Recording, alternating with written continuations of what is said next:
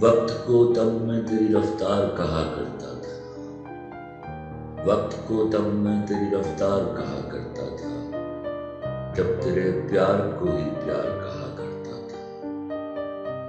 तेरे होने से समझता था कि दुनिया तुम हो, तेरे होने से समझता था कि दुनिया तुम हो, वैसे दुनिया को मैं बेकार कहा करता था। तब मैं बिछड़े हुए लोगों पे भी हंस देता था, तब मैं बिछड़े हुए लोगों पे भी हंस देता था, तब मैं उनको भी गुनहगार कहा करता था। तुमसे बिछड़ा हूं तो रोया हूं वगरना कल तक,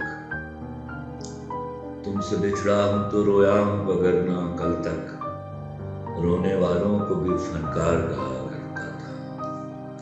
हम शक्ल है या वही है मेरा दुश्मन देखो, हम शक्ल है या वही है मेरा दुश्मन देखो, ऐसे एक शख्स को मैं यार कहा